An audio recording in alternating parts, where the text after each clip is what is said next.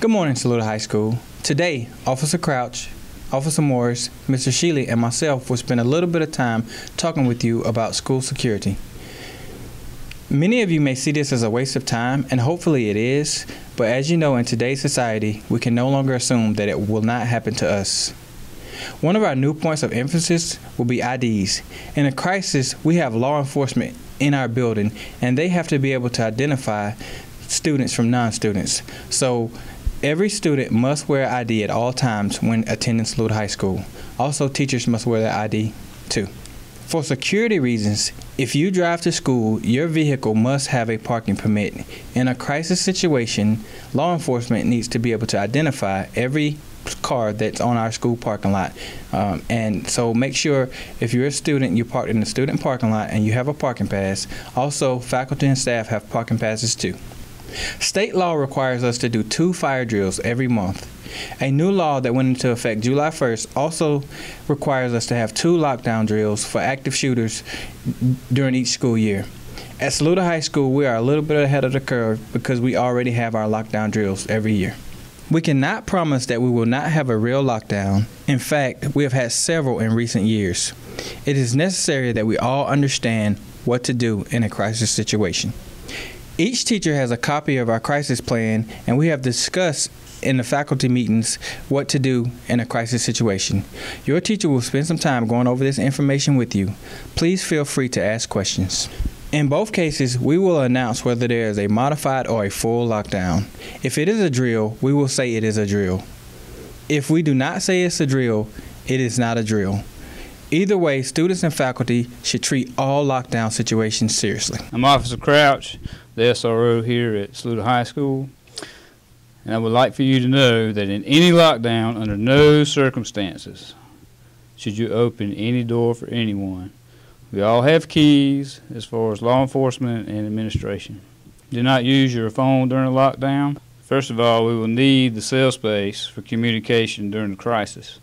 In many actual school shootings, law enforcement and administration were unable to communicate because students were on their phones and clogged the cell service. Secondly, during an actual crisis, the sheriff's office will close both ends of Ivy Key Road. If the parents would try to get here, they'll not be allowed in.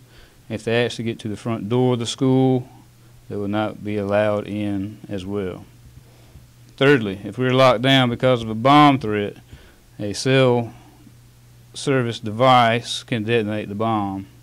Remember that the bomb threat we will evacuate as soon as we safely can, but once we're outside, if you use your phone, it could interfere with the bomb as well, endanger the first responders who are inside the school. We do not anticipate ever having an actual shooter in the building. The likelihood is very small, but as we all know, it does happen. No school shootings were anticipated. Let's talk a little about what we need to know if it's a real situation and not a drill. If there was an actual shooter, we would not have any control over when it occurred. If you are in the cafeteria or in the class change, you have to react intelligently. If you find yourself facing an active shooter, the rules are simple. There are 3 things recommended. The first obvious choice is if possible, run. If you're in a classroom where the shooter appears, this is probably not an option. The second option is to hide. Again, if you are in an area with a shooter, this might not be possible. The final option is to fight. If everyone gets under the desk, a shooter can simply shoot them one at a time. If a shooter actually comes into your area, the best option is to fight back. Throw desks, books, book bags, whatever you get your hands on at the time.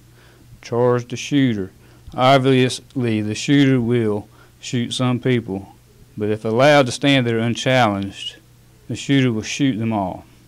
Your best chance of survival is for everyone to fight back. Remember, 3 things: run, hide, and fight.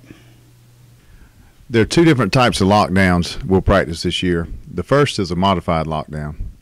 In a modified lockdown, we will lock all the doors. Classes will continue as normal. No one will be allowed in and out. This is called a modified lockdown, and we'll do this for several reasons. One reason, it could be someone's missing and we're trying to find a missing student. Another reason, it could be a health crisis or a health concern in the hallway and we're trying to keep people out of the hallways. We could also be using this to let EMS in and out of the building. Each teacher will place a card in the window during this lockdown. If it's a green card, that means that everyone is present and accounted for and there's no problems. Everybody's safe.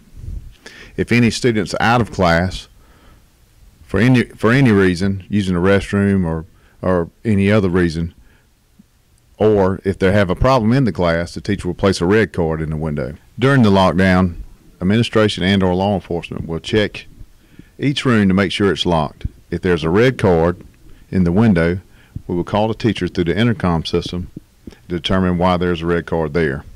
If a student is missing, we will find the missing student and get them to a safe place until the lockdown is over.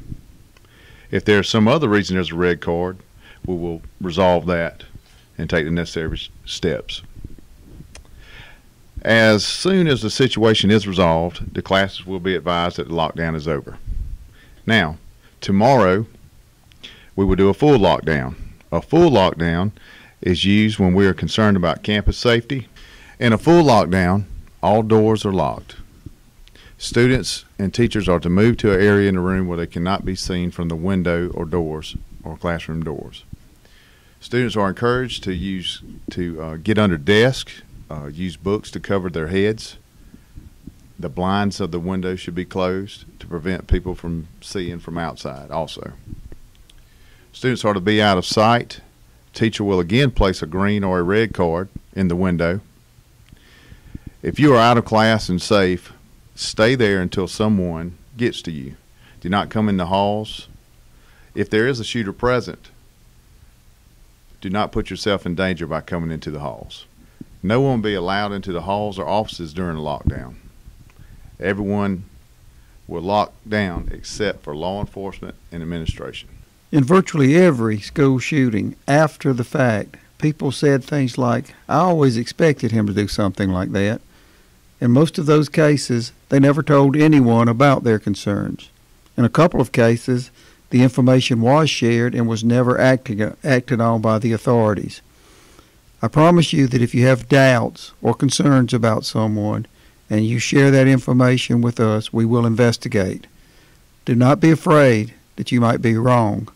We will never disclose our source of information. We will never tell the person who reported their unusual behavior. We may not be able to prove anything, but the fact of being questioned might stop an unwanted behavior. If someone says something inappropriate, you know if the person is just venting or being silly. If the person makes you believe that he or she is serious about hurting themselves or someone else, you must let someone know. If you see someone with a list of people they would like to see dead or anything like that, you've got to let someone know. You all see Mrs. Longshore, Mr. Etheridge, Mr. Hardy, Ms. Shumpert, Officer Morris, Officer Crouch, and myself numerous times in a day. If you need to share information, just tell us that you need to talk to us, and we will find a way to get you into private to talk. Again, we will never share your name with anyone. Last thing, I know we live in a social media world. Students should be very careful about what they post on social media. We have students who threaten others on social media. Remember, you can get criminal charges for making threats, even on social media. Also, be aware that it's against the law to post someone's picture without their permission. One of our district schools had a student last year who posted that he was going to shoot up the school. He was arrested and expelled from school. He was never serious, but the people who read the post do not know that. Don't post threats. Don't post inappropriate photos. Don't post rumors. You are legally responsible for what you post, and that post will be out there in cyberland forever, even if you delete it from your phone. In closing, understand that no one likes spending their time doing drills. But just like athletics and band practices, the results of practice is knowing what to do when a situation presents itself. Thank you for your cooperation with all of our drills, and let's have a safe school year.